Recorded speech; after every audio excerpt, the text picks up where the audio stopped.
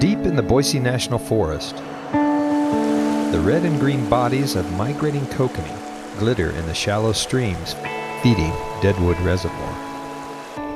For the fish swimming up the Deadwood River, they are stopped short of their destination by a picket weir.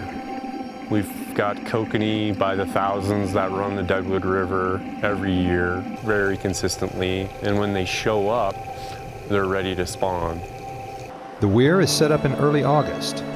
The fish start swimming upriver to spawn by mid-August. It's here where 2 to 3 year old kokanee take an alternative route that ends up creating early run kokanee fisheries across the state of Idaho. For 6 weeks, biologists and volunteers spawn thousands of kokanee. By the time the migration is over, 3 to 4 million eggs will be harvested and fertilized. They're stripping the eggs into the bowl, and we're putting 3 females in to every male. After each one, we'll give it a little stir to assist the fertilization process. And then they just keep going until the bin's empty and give the buckets to a rinser. They're very fragile when they first come out of the female. Once they're fertilized, the micropyle shuts. After about an hour, they go to a stage called water hardening. Once they're water hardened, they'll hold, and they're like a little piece of jello. You can bounce them once they're water hardened, and you can do a lot of stuff with them, up for about 24 to 48 hours. Deadwood naturally produces so many kokanee, the number of fish compete for limited food. If left alone, the reservoir would have a lot of small fish. Taking eggs out of the system helps create a more desirable fishery, but it's a balancing act. We try to maintain Deadwood at a certain population, and so we allow a certain number of fish to go up and spawn above the weir naturally. We also monitor all the other tributaries in Deadwood to see what kind of spawning is occurring in those tributaries. It really takes constant vigilance and monitoring. If you don't control it every year, they quickly can get out of control. If you over-control the system, you definitely can tip it the other way. And so we really try to apply a lot of science to what we're doing and be as responsible as we can. With the day's eggs packed for transport, the spawning crew has 24 to 48 hours to move the water-hardened eggs to their next destination, Cabinet Gorge Hatchery.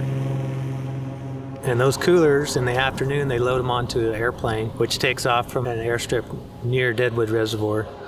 And they fly them up here to Sandpoint, Idaho. It takes about an hour and a half to 2 hours flight time, depending on the weather. And they land at Sandpoint, and we meet the plane there, and we offload the coolers onto the truck.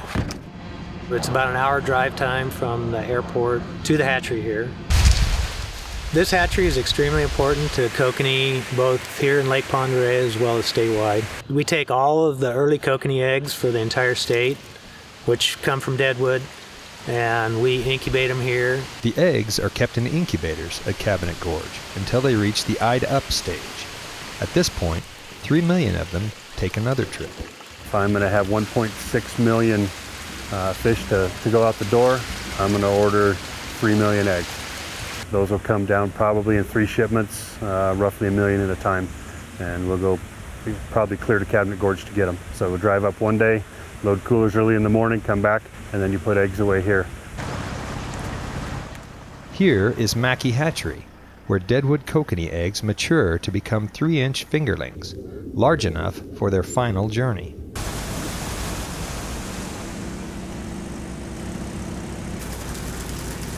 The fingerlings from Mackey are stocked in more than a dozen waters across the state to create kokanee fisheries. Most of them go out on big semis, and then we do have a couple small ponds that we do in our own truck. Half of our fish leave in May, about half leave in June. It's a very popular fishery, and it's growing in popularity every year.